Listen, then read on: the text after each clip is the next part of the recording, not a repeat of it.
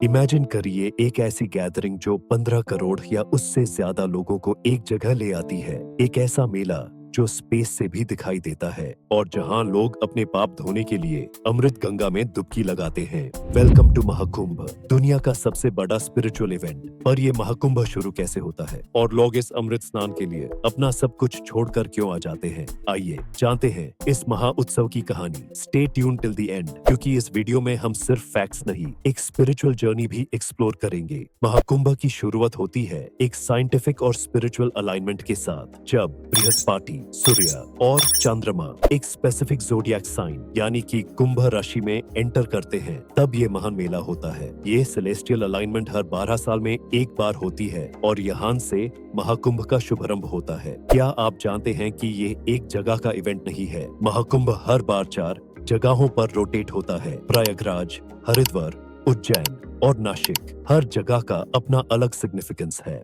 अब सवाल उठता है, लोग महाकुंभ में आखिर गंगा स्नान करने क्यों जाते हैं? हिंदू मिथोलॉजी के हिसाब से गंगा स्नान आपके सारे पापों को धो सकता है। ये मान्यता है कि इस शुभ काल में गंगा जल का स्पर्श करने से मोक्ष प्राप्त होता है, यानी liberation from the cycle of life and death.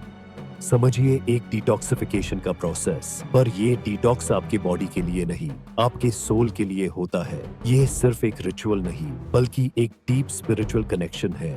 एक पुरानी कथा कहती है कि महाकुंभ एक प्राचीन देव असुर युद्ध का परिणाम है। यह कहानी शुरू होती है एक महान घटना से, जिसे कहा जाता है समुद्र मंथन। पुराने युग में जब देवताओं और असुरों की शक्ति बराबर हो चुकी थी, एक समय आया जब देवता कमजोर पड़ने लगे, स्वर्ग पर असुरों का कब्जा होने लगा। इससे चिंतित होकर इंद्र और अन्य देवता भगवान विष्णु के पास गए। विष्णु ने कहा, यदि तुम्हें अपनी शक्तियाँ वापस चाहिए तो समुद्र मंथन करना होगा, जिसमें से अमृत निकलेगा। जो भी इस अमृत का पान करेगा वह अमर हो जाएगा। समुद्र मंथन के लिए मंदराचल पर्वत को मंथन की धुरी बनाया गया। वासुकी नाग को रस्सी की तरह इस्तेमाल किया गया और भगवान विष्णु ने कच्छप अवतार लेकर पर्वत को अपनी पीठ पर थाम लिया। फिर देवता और असुर मिलकर मंथन करने लगे। समुद्र मंथन से कई दिव्य वस्तुएं निकलने लगी। कौस्तुभ मणि, उच्चैःश्रवा घोड़ा, कामधेनु गाय, पारिजात वृक्ष, देवी लक्ष्मी और अनेक अन्य रत्न। लेकिन इसके साथ ही एक भयानक चीज भी निकली,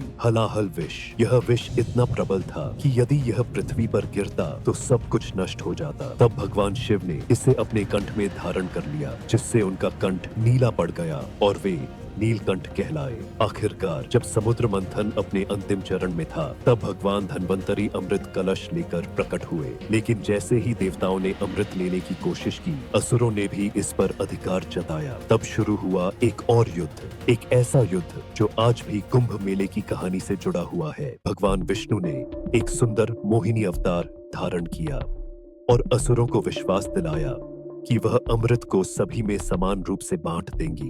असुर उनके सौंदर्य के मोह में पड़ गए और भगवान विष्णु ने चतुराई से अमृत देवताओं को पिला दिया। लेकिन एक असुर राहु ने चालाकी से अमृत पी लिया। जैसे ही सूर्य और चंद्रमा ने इसकी पहचान की, विष्णु ने अपने सुदर्शन चक्र से उसका सिर धड़ से अलग कर दिया। सिर को राहु और धड़ को केतु के रूप में अमृतत्व प्राप्त हो गया। इस युद्ध के दौरान अमृत का कलश 12 दिनों तक देवताओं और असुरों के बीच छीना झपटी में घूमता रहा। ये 12 दिन स्वर्ग के थे, जो पृथ्वी के 12 वर्षों के बराबर होते हैं। इस दौरान अमृत की बूंदें पृथ्वी के 4 स्थानों पर गिरी, प्रयागराज, हरिद्वार, उज्जैन और नासिक। और यही वे स्थान हैं जहां हर 12 वर्षों में कुंभ मेला लगता है। तब से लेकर आज तक जब भी कुंभ का समय आता है, करोड़ों श्रद्धालु इन पवित्र नदियों में स्नान करते हैं, क्योंकि ऐसा माना जाता है कि इन नदियों का जल उस अमृत का स्पर्श पा चुका है। कुंभ मेला केवल एक त्योहार नहीं, बल्कि एक महासंगम है, आस्था का,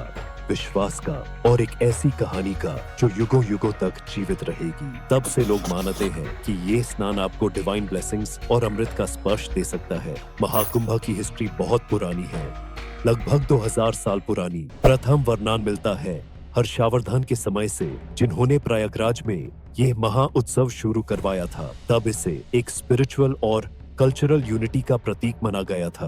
क्या आपको पता है कि चाइनीज ट्रैवलर ह्यूएत्संग ने भी महाकुंभ का जिक्र किया था अपने अकाउंट्स में? ये प्रूव करता है कि ये इवेंट दुनिया भर में फेमस था। पर महाकुंभ सिर्फ एक धार्मिक मेला नहीं, ये भारत की कल्चरल डाइवर्सिटी का एक लिविंग एग्जाम्पल है। यहाँ हर कम्युनिटी, हर रीजन के लोग मिलते हैं और एकता का परिचय देते हैं। आपको लगता होगा कि इतने बड़े इवेंट को मैनेज करना कैसे पॉसिबल है। 15 करोड़ या उससे ज्यादा लोग और उनके लिए अकोमोडेशन, फूड, सैनिटेशन और सिक्योरिटी का अरेंजमेंट किया जाता है। ये एक इंजीनियरिंग मार्वल है जहां एक टेम्पररी सिटी बसाई जाती है जिसमें प्रॉपर इलेक्ट्रिसिटी, क्लीन वाटर और हॉस्पिटल्स तक अवेलेबल होते हैं। ये एक एग्जाम्पल है कि कैसे ट्रेडिशन और मॉडर्निटी को एक साथ बैलेंस किया जा सकता है।